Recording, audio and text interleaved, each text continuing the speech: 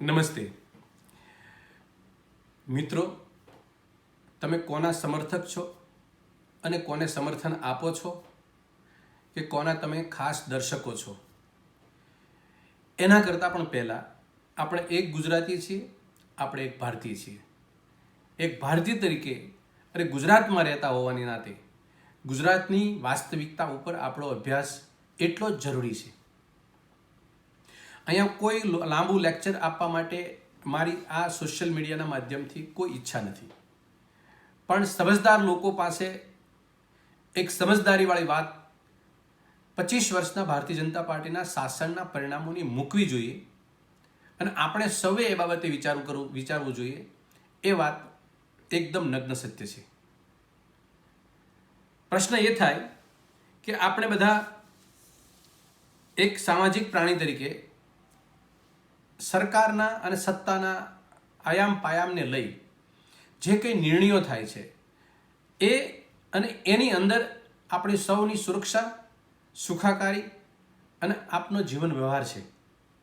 આવા સમયે સારી વસ્તુ હોય એને બિરદાવવી, આવકારવી અને એવું લાગે કે એમાં રાજ્યનું અને સમાજનું સાર્વત્રિક ભવિષ્ય નથી, એવી બાબત ઉપર આપણે ટીકા કરવી જોઈએ અને આપણો વિચાર પ્રગટ કરવો જોઈએ. લોકશાહીની અંદર આપણે આપણા વિચારોને એક મજબૂતાઈથી જો આપણે એ બાબતમાં સ્પષ્ટ હોઈએ તો આપણે આપણી વાત મૂકતા ખચકાવવું જોઈએ નહીં. આવી જ ભાવના સાથે કોઈ પણ રાગદ્વેષ વગર મારી વાત આપ સૌ મિત્રોની વચ્ચે મૂકી રહ્યો છું. આપને યોગ્ય લાગે તો આહ્વાન કરજો, સમર્થન આપ્યા બરાબરનો એક નિર્દેશો આપજો અને જૂઠ લાગે, ખરાબ લાગે અથવા તો નથી મારી વાત ઉત્તમ તો સીધી મારી સાથે સોશિયલ મીડિયાના માધ્યમથી ચર્ચા કરજો. હું એના માટે ચર્ચા કરવા માટે પણ તૈયાર છું. કારણ કે સવાલ તો બને છે કે 25 વર્ષના ભારતીય જનતા પાર્ટીના શાસનની અંદર જે કંઈ ઘટનાઓ ઘટી છે એની ઉપર એક ઉપર આપણે ચિંતા કરવાનો વિષય જરૂર છે. સારી વાતો કદાચ બની હશે, એને સારી વાતને લઈને કદાચ આપણે કંઈ પણ કામ કર્યા હશે તો એને સારપને આપણે એટલા માટે અત્યારે યાદ કરીને ચર્ચાનો વિષય નથી બનાવતા કે એનો જનતા ભોગવે છે, એ ચર્ચાનો વિષય ત્યાં આગળ સમાપ્ત થાય છે. પણ આ રાજ્યની અંદર અમુક એવી ઘટનાઓ ઘટી છે કે જેની અંદર સંવેદના પણ પડી છે અને એ સંવેદનાની સાથે આપણી સમજદારી જાગૃત થવી જ જોઈએ. દાખલા તરીકે આ રાજ્યની અંદર છેલ્લા 25 વર્ષની અંદર, એમાં ખાસ કરીને 5 થી 7 વર્ષમાં ભૂતકાળમાં ક્યારેય ન બાળકો ગુમ થયા હોય એટલા બાળકો ગુમ થયા છે. શું આ સવાલ નથી? આ ચિંતાનો વિષય નથી? હું આપની સમક્ષ આ વાત મૂકું છું અને આપનું હૃદય જો હા પાડતું હોય કે ના, આ ઘટના ઘટી છે અને આવી ઘટના ન ઘટવી જોઈએ, તો કમસે કમ આપણા મનમાં એક એસ્ટાબ્લિશ થવું જોઈએ કે આ વાત ખોટી થઈ રહી છે, એ સરકારની ભૂલ છે અને સરકાર ચિંતિત નથી એવું સર્ટિફિકેટ બાળકોના ગુમ થવા બાબતમાં પડ્યું છે. બેટી બચાવો, બેટી પઢાઓ ઇમોશનલ શબ્દ છે, લાગણીસભર શબ્દ છે. 25 આ બેટી બચાવો બેટી પઢાઓના ટોટલ ફંડમાંથી સરકારે જેને ફંડ ફાળવ્યું હોય એના 56% ફંડ આ સરકારે પોતાની જાહેરાત કરવા પાછળ વાપરી નાખ્યું છે. શું આ સવાલ નથી બનતો? બેટી બચાવો અને બેટી પઢાઓ દીકરીઓ માટેના ઇમોશનલ શબ્દ વાપરી અને હરેકના મનમાં એમ થાય કે દીકરીની વાત આવે તો સ્વાભાવિક વસ્તુ છે કે બેટી માટે કે દીકરી માટે સર્વસ્વ જેટલું કરો એટલું ઓછું છે. એ ભાવના સમસ્ત સમાજમાં પડી છે અને સરકારે એનો ઇમોશનલ બ્લેકમેલિંગના રૂપે ઉપયોગ કરી આ શબ્દની અંદર આપણી પાસેથી કંઈ બટોરવાની વાત કરી રહી હોય તો આપણે ખબરદાર કરવું જોઈએ. હું એટલા માટે આ વિષય વસ્તુને ટાંકીને વાત કરી રહ્યો છું આપણી સામે કે બેટી બચાવો બેટી પઢાઓનું સ્લોગન માત્ર ને માત્ર દીકરીઓના ભવિષ્યને ઉજાગર કરવા માટે હતું અને આપણને જાગૃત કરવા માટે હતું. કેમ જાણે આપણે દીકરીઓ માટે અજાગૃત હોય એ રીતે. પરંતુ સરકાર પોતે જાગૃત નથી અને એનું બજેટ ફાળવ્યું છે આ વિષય વસ્તુ સાથે, આ યોજના સાથે, એના 56% રૂપિયા એને પોતાની જાહેરાતો માટે ખર્ચી નાખી. દુઃખ થાય છે. એટલા માટે આપની સમક્ષ મૂકી રહ્યો છું કે આ વાત એની આગળ વાત કરું.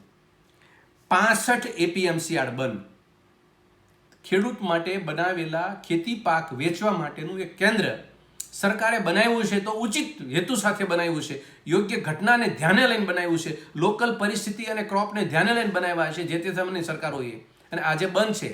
ક્ષતિ દેખાય છે. આ સવાલ બને છે.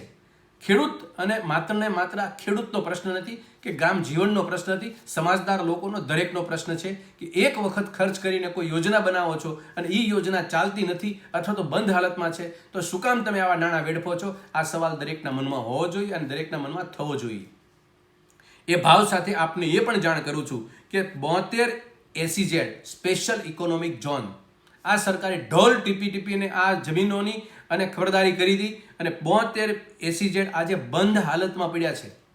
અઢળક રૂપિયો આ રાજ્યનો અને દેશનો અને જનતાનો ટેક્સના નાણાંના રૂપે વપરાયા છે. કોઈ સવાલ પૂછનાર નથી.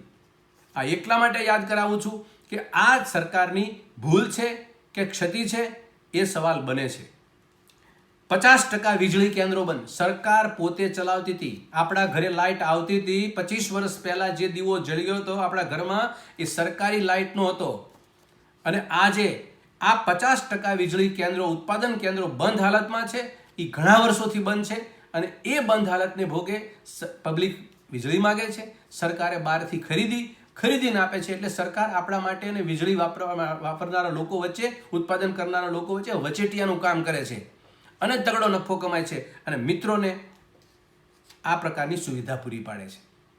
સવાલ બને છે, એ આપણા મનમાં પણ સવાલ બનવો જોઈએ કે વર્ષો પહેલાની સરકારો ટેકનોલોજીની ખામીઓ હતી, ઉણપ હતી, એટલું બધું ઇન્ફ્રાસ્ટ્રક્ચર નહોતું, છતાંય તે દિવસની દૂરંદેશી સરકારોએ આપણને વીજળી ઘરે બેઠા આપી હતી. અને એ વીજળીના કેન્દ્રો આજે 50% બંધ છે. એટલા માટે સવાલ બને છે, આપણને સૌને વિચારવા માટે પ્રેરિત કરે છે. 6000 પ્રાથમિક શાળાઓ બંધ થઈ રહી છે. સરકારે નિર્ણય લઈ લીધો, પેન એની ચાલી ગઈ છે. પ્રાથમિક શાળાઓ બાળકોને ભણાવવા માટેના ગામડાઓની અંદર 3 થી 4 કિલોમીટરની ત્રિજ્યામાં એક પણ સ્કૂલ ન હોય એવું 25 વર્ષ પહેલાની સરકારોએ પ્લાનિંગ કર્યું હતું. આજે 6000 પ્રાથમિક શાળાઓ બંધ કરે છે કાં કોઈ બીજી પ્રાથમિક શાળામાં ભેળવી દેશે, તો એનો મતલબ એમ કે ત્યાંનું ઇન્ફ્રાસ્ટ્રક્ચર, એનું મકાન, ત્યાંના બાળકોની પરિસ્થિતિ, એ ઇન્ટિરિયર ગામડાઓમાં ભણતા બાળકો માટેના શું ભવિષ્ય માટે શિક્ષણનું હશે એ તમે કલ્પના કરી શકો છો. એટલા માટે આપણને સૌને વિચારવા માટે એક શિક્ષણનો પ્રશ્નની ચિંતાને લઈને આ સવાલ પણ બને છે આપણે સૌના માટે. GLDC Gujarat land development corporation, આપણે 2 વર્ષ પહેલાં સાંભળ્યું હતું કે એક સરકારી કચેરીમાં, GLDCની કચેરીમાં એક ઓફિસરના ટેબલના ખાનામાંથી 56 લાખ રૂપિયા નકદ નીકળ્યા હતા. હું બિરદાવું છું અને અભિનંદન આપું છું એ એન્ટી કરપ્શન ડિપાર્ટમેન્ટના હેડ કેશુકુમારને કે એમને એક બેબાકીપણું સાહસ કરી અને આ ભ્રષ્ટાચારને નાથવા માટેના પહેલો વિકલ્પ એને ઝડપી પાડી અને એક ઓફિસરને એના ખાનામાંથી 56 લાખ રૂપિયા નીકળ્યા હતા. કોણ છે પાછળ જવાબદાર લોકો? આપણે સૌને વિચાર આવવો જોઈએ કે એક સચિવાલયની અંદર, એક ગાંધીનગરના કેન્દ્રની અંદર, એક GLDC જેવા સરસ મજાના બોર્ડની અંદર એના અધિકારીના ટેબલના ખાનામાંથી 56 લાખ રૂપિયા નીકળે અને કોઈ પણ પ્રકારની આગળની તપાસો ન થાય અને એમના ભીનું સંકેલવાની દિશામાં જતું રહે, તો સવાલ બને છે.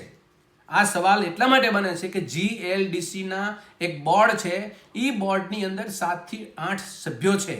સચિવ કેડરના, IS કેડરના, યુનિવર્સિટીના વાઇસ ચાન્સેલર કક્ષાના માણસો એમાં બોર્ડમાં છે. કોઈએ પણ એ બાબતની તપાસ નથી કરી, નથી એમાં નિગરાની લીધી કે નથી પ્રકારની એની અંદર આગળ કાર્યવાહી વધી. ત્યાં જ અટકી ગયેલું છે. સવાલ બને છે કે આ રીતે ભ્રષ્ટાચાર ગાંધીનગરના તળમાં થાય છે અને છતાંય તે આપણે સૌએ આને કેઝ્યુઅલ લેવા માટેની માનસિકતા ધરાવતા હોય તો આપણે પણ આપણામાં ફેરવિચારણા કરવી જોશે. નંબર 2, 92 બેંકની શાખાઓ, એટલે 26 અલગ અલગ સરકારી બેંકોની 92 બેંક, 92 બેંક શાખાઓ બંધ થઈ. એટલે સ્વાભાવિક વસ્તુ છે, આ બેંકો જ્યારે બંધ થાય છે ત્યારે ગામડાની બંધ થતી હોય છે, નાના લેવલની, નાના સેન્ટરની બંધ થતી હોય છે. એટલે આપણને જે તે સમયે વર્ષો પહેલાં જે ફેસિલિટી મળી હતી બેંકની કે મારા ઘરની બાજુમાં બેંક, મારા ગામમાં બેંક, એ પૈકીની 92 બેંક, આ બેંકો બંધ થઈ ગઈ છે. એટલે બંધ થવાનો જે સિલસિલો છે, ઇન્ફ્રાસ્ટ્રક્ચર ફેસિલિટી કોઈ પણ હોય, ચાહે આરોગ્યની હોય, ચાહે એજ્યુકેશનની હોય, ચાહે બેંક રિલેટેડ હોય, ચાહે એગ્રીકલ્ચરની હોય, આ ઇન્ફ્રાસ્ટ્રક્ચર ફેસિલિટી જે રીતે દૂરંદેશીવાળી સરકારો જે તે સમયની હતી, એ સરકારોએ જે ઊભું કરેલી માળખાગત સુવિધાઓ આપણે પાસે સીધી ને આડકતી રીતે એને આપણી પાસેથી વહીવટ ન કરવાની ગણતરીથી કે વહીવટ અણઆવડતની ગણતરીથી અથવા તો મળતિયાઓને લાભ આપવાની ગણતરીથી કંઈ ને કંઈ આ સુવિધાઓ આપણાથી છીનવાતી જાય છે. એ બાબતનો સવાલ આપણા મનમાં હોવો જોઈએ અને થવો જોઈએ. દેશની આજે અડધી વસ્તી પાસે પેટનું કમાવા માટેનો રોજગાર નથી. આ પરિસ્થિતિ આપણે સૌએ યાદ રાખવી જોઈએ. બીજા નંબરની અંદર 40% આદિવાસીઓ ભાઈઓ છે આપણા, એ 40% આદિવાસીઓને પોતાના જમીનના હક આપવા માટેના વચનો ખૂબ આપ્યા સરકારે, ભારતીય જનતા પાર્ટીએ. પણ આજે 40% આદિવાસી ભાઈઓને પોતાના જમીનનો હક નથી આપ્યો અને આજે એ લોકો દર ભટકે છે એના પોતાના વતન વિસ્તારની અંદર. અને બીજા નંબરની અંદર ભૂમાફિયા, બુટલેગરો, શિક્ષણ માફિયાઓ અને બલાત્કારીઓ, એની પાસે કાયદા વીંઝવા માટે કોઈ સરકાર પાસે કોઈ અસ્ત્ર શસ્ત્ર નથી અને એ લોકોને બિરદાવવાની વાતને સહેલવાની વાત આ ચાલે છે અને એ આપ સૌ જાણો છો. એના ઉપર મારે વધુ પ્રકાશ પાડવો નથી. ચર્ચાનો વિષય અહીં એટલા માટે ખાસ કરીને આપણે 65% વસ્તી આપણી આ રાજ્યની છે ગામડામાં વસે છે. મહાત્મા ગાંધીજી એવું કહેતા હતા કે આ દેશનો સાચો દેશ એ ગામડામાં વસે છે.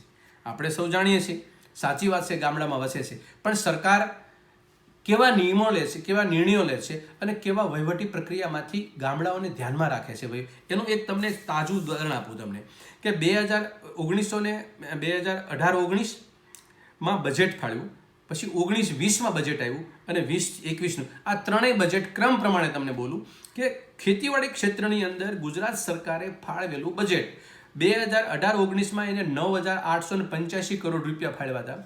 19-20ની અંદર 8,394 કરોડ રૂપિયા ફાળવ્યા અને 20-21ની અંદર 7,423 કરોડ રૂપિયા ફાળવ્યા.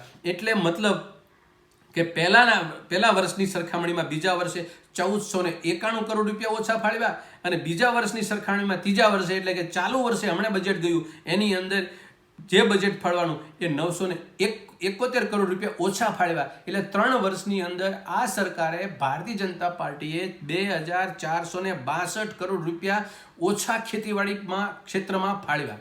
એનો મતલબ એમ કે ખેતીવાડી ક્ષેત્રમાં અથવા તો ગામડાની દ્રષ્ટિએ ગામડાની ઉપર આ સરકારની નજર કેવી છે અને કેટલી છે, જે બજેટ ફાળવ્યું એના ઉપરથી ખ્યાલ આવી જાય છે. 10,000 કરોડ એટલે સવાલ તો બને છે. આગળ વાત કરું, જમીન માપણીનો કિસ્સો, પુષ્કળ ભ્રષ્ટાચાર, ખેડૂત બિલકુલ ગુજરાતનો ખેડૂત સમાજ નારાજ, સરકાર જ ખુશ અને એક જમીન માપણી કરનારી એજન્સી અથવા તો કંપની ખુશ. સરકારનો મુખ્ય હેતુ શું હતો? જમીન માપણી કરાવવાનો, ડિજિટલ લઈ અને એક રેકર્ડ સારું બનાવવા માટેનો. કંપનીને ધનિક બનાવવાનો નહોતો. ખેડૂતને ગળે ઉતરે નહીં એવી વાત સરકાર કરે ત્યારે સ્વાભાવિક વસ્તુ છે કે એમાં શંકાની આંગળી ચીંધાય. આપ સૌના માટે સવાલ છે. આ પણ પાક વીમાની લાલચ કોને આપી? પાકનો વીમો લેવો જોઈએ એ તો સામાન્ય વસ્તુ છે. પાક વીમો લે, પ્રીમિયમ ભરે એને પાક વીમો મળતો હોય તો એને પાક વીમોનો એને લાભ મળવો જોઈએ. સરકાર એવી કઈ ભૂમિકા ભજવી રહી છે, કઈ કંપનીને પ્રેઝન્ટ કરી રહી છે મલતિયાઓની કે ખેડૂત પ્રીમિયમ ભરે છતાં ખેડૂતને પાક વીમો ન મળે? હું ખેડૂતને નથી વાત કરતો, હું આપ સૌ ગુજરાતીઓને વાત કરું છું કે જે કોઈ પ્રીમિયમ ભરે વીમાનું એને એના પ્રીમિયમના બદલામાં એને વીમો પાકે તો મળે કે ન મળે? તો ખેડૂતને કેમ ન મળે? આ પ્રશ્ન આપણા સૌનો છે અને ખેડૂતના આ સવાલ આપણે સૌએ ભેગા થઈને સરકારને કરવાનો છે. કારણ કે સરકારના કાન બંધ છે અને એની નજર પણ એની ચૂકી ગયા છે. અને ખેડૂત આ જે પાક વીમાની કંપનીઓ છે એને ભાગીદાર તરીકે જોતા હોય એ રીતનો સરકાર ખેડૂત સાથે વ્યવહાર કરી રહી છે. એટલે સવાલ આ પણ બને છે. બીજી આગળ મગફળીમાં ઢેફા નીકળે, મગફળી સળગે, એક વખત સળગે તો બરાબર, બે વખત સળગે, 3 વખત સળગે, 4 વખત સળગે અને એક સરખી સિસ્ટમથી સળગે. ખેડૂતના ઘરમાંથી નીકળ્યા પછી સરકારના દફતરમાં આવે પછી સળગે. એટલે આ અને પાછા ડીઆઈજી કેડરના ઓફિસરને પોલીસ તપાસ નિમે, એ પોલીસ તપાસનો રિપોર્ટ જાહેર ન થાય અને પાછા ફિટ થઈ જાય, બધું કંઈ નથી બન્યું, ઘટના કંઈ બની નથી, કાંઈ નહીં, એમને બધું ભીનું સંકેલાઈ જાય. કોઈ ગુજરાતનો આગેવાન કે કોઈ ગુજરાતી વ્યક્તિ આને સવાલ પૂછી શકે છે? માત્ર વિપક્ષ પૂછે તો નહીં, ખેડૂતે પૂછ્યા સવાલો, સરકારે કોઈ જવાબ આપ્યા નથી અને એમાંય ગંભીરતાપૂર્વકનો તો એક પણ સવાલનો જવાબ આપ્યો નથી. ક્યાં ખરેખર આ જે મગફળીના ઢેફા નીકળવા સળગવા એ એગ્રીકલ્ચર મિનિસ્ટર સુધી કે મુખ્યમંત્રી સુધી પહોંચેલી હતી ઘટના? કોણ જવાબદાર છે આનું? કોક તો હશે ને. સળગાવનારા એ તો મિશનરી સાથે સળગાવ્યું છે. ઢેફા એવી રીતે ભેળવેલા છે. આખા ગુજરાતી મીડિયા તમામ મીડિયાએ બતાવ્યું પણ એક લેવલ સુધી આગળ વાત ચાલે અને પછી ત્યાંથી રૂક જાય. કંઈ ને કંઈ તો સવાલ બને છે, શંકા તો કંઈ છે જ. આ સવાલ આપણા સૌનો હોવો જોઈએ. નર્મદાની કેનાલમાં 300 વખત ગાબડા પડે અને છતાંય તે એવું એક હાસ્યાસ્પદ જવાબ આવે કે ઉંદરને કારણે. આ બધી ઘટના આજે બની રહી છે આપણી સામે, એ સવાલ નથી માગતી? આ સવાલ મારા મનમાં છે, આપણા સૌના મનમાં પણ હોવો જોઈએ. બારદાનો સળગે, બારદાન એટલે તો ખબર પડે છે ને, મગફળી ભરવાની ગુણી બજાવી બારદાન, બારદાન સળગે. સવાલ બને છે. સિંહો મૃત્યુ પામે 30 35 મૃત્યુ પામે છતાંય પણ કોઈ પ્રકારની તપાસ નિયમમાં યા તે થાય. ઠીક છે, વહીવટી પ્રક્રિયાની અંદર આ બધી વસ્તુ જે બની રહી છે અને એની સાથે સાથે પાછી ભીની સંકેલાય છે અને કશું બન્યું નથી એમ પાછા એમના પ્રવક્તાઓ, એના માણસો, એના આગેવાનો આવી અને અમને 70 વર્ષની યાદ અપાવતા હતી. એટલે મૂળ વાત એ છે કે મેં જે મૂકેલા પ્રશ્નો ઉપર ગુજરાતની જનતા પણ વિચાર કરે. મેં અગાઉ પણ વાત કરી કે તમે ચાહે કોઈ પણના સમર્થકો, કોઈ પણને સમર્થન આપતા હો, પણ ગુજરાતી વ્યક્તિ તરીકે પક્ષોથી પર રહી જો આપણે આની અંદર વિચાર કરશું તો સારા પરિણામો આવશે. એ ગુજરાતના હિતમાં છે, ગુજરાતી લોકોના હિતમાં છે. મને એવું ચોક્કસ લાગે છે કે મારી વાત ગુજરાતના લોકો સમજશે અને મારી વાતને એક તથ્ય અને વજન આપશે. કારણ કે મેં અત્યારે કોઈ રાજકીય રીતે સરકારને નીચી પાડવા કે એનું કદ નાનું કરવા કે અમારી હાઈટ વધારવા માટેની આ ચર્ચા નથી. આ તમામ મુદ્દા જે હતા, મેં બેટી બચાવો બેટી પઢાઓની વાત કરી, 65 APMCની વાત કરી, 50% વીજળી કેન્દ્રો ઉત્પાદન કરતા બંધ છે, 6000 શાળાઓ બંધ થઈ રહી છે, GLDC આપણું બંધ થઈ ગયું છે, જે ગામડાઓની ખેતીને મજબૂત બનાવવા માટે તળાવ ઊંડા કરવાનું અને કેનાલ સફાઈ કરવાના કામો, જમીન સંરક્ષણના કામો કરતી હતી સંસ્થા બંધ થઈ ગઈ છે. 92 બેંકોની શાખા આજે બંધ થઈ ગઈ છે. બાળકોનું ગુજરાતમાંથી ખૂબ મોટા સંખ્યામાં ગુમ થવાના કિસ્સાઓ વધવા લાગ્યા છે. પાક વીમાના પ્રશ્નો, જમીનમાં પડીના પ્રશ્નો, મગફળીમાં ઢેફા નીકળે અથવા તો એને લગતી કંઈ પણ પ્રગતિ. મૂળ ટૂંકમાં મારું કહેવાનું એ છે કે ખેતીની પરિઘની આજુબાજુમાં એટલા બધા પ્રશ્નો ને એટલી બધી વિટંબણાઓ જે સરકાર આપે છે, એ આ તમામ મારા મુદ્દાઓનો એક શબ્દમાં ને એક લીટીમાં જવાબ આપું કે આ તમામે તમામ મુદ્દા એ ગુજરાત સરકારની વહીવટી માનસિકતા એટલે કે ગુજરાત સરકારની ગુનાહિત માનસિકતાનું પરિણામ છે. એટલે સરકાર સામે ગુજરાતીઓએ, ગુજરાતના લોકોએ આ સવાલ કરવા જોઈએ. આ કોઈ પક્ષનું કામ નથી કે કોઈ એક પક્ષનું માત્ર કામ નથી, આ તમામ ગુજરાતીઓનું કામ છે. હું આશા રાખું છું કે સરકાર આના નિષ્પક્ષપણે જવાબ આપે અને એવા જવાબ આપે કે લોકોને ગળે ઉતરે અને સમજાય. બે ધારા વાત ન કરે એવા સવાલના જવાબો આપે છે કે જેના એક શબ્દના અર્થ બે નીકળતા હોય. એનાથી ગુજરાતની સરકાર કોઈ પણ સારું પારદર્શક વહીવટ નહીં કરી શકતી એવું લાગે છે. એટલે ટૂંકમાં મેં જે વાત મૂકી એ વાતને પ્રશ્નો જે છે, જે મુશ્કેલી છે, જે ભૂતકાળની અંદર 25 વર્ષમાં જે બનેલી ઘટનાઓને મેં સામે મૂકી, એ લઈને સરકારને આપણે સૌ પ્રશ્નો કરીએ અને અમારી વાતને તથ્ય લાગે તો અમને સૂર પુરાવે અને તથ્ય ન લાગે, તમને લાગે એવું કે આમાં ચર્ચાનો વિષય, તો અમે સોશિયલ મીડિયાના માધ્યમથી અમે ઓપન છીએ. સરકાર સામે માત્ર કોંગ્રેસના આગેવાન તરીકે કે એક વ્યક્તિ તરીકે અમે આ સતત આ સરકારના પ્રશ્નો ઉપર અને જે કંઈ વિટંબણાઓ ગુજરાતની સરકાર ગુજરાત ભોગવે છે એના ઉપર અમે વાતો કરતા રહીશું. ખેતીના પ્રશ્નો હોય, આરોગ્યના પ્રશ્નો હોય, શિક્ષણના પ્રશ્નો હોય કે ઇન્ફ્રાસ્ટ્રક્ચરના પ્રશ્નો હોય કે સુરક્ષાના પ્રશ્નો હોય, અમે એને વાચા આપવાના કાયમના માટે કામ કરતા રહીશું. આપ સૌનો આભાર. ધન્યવાદ.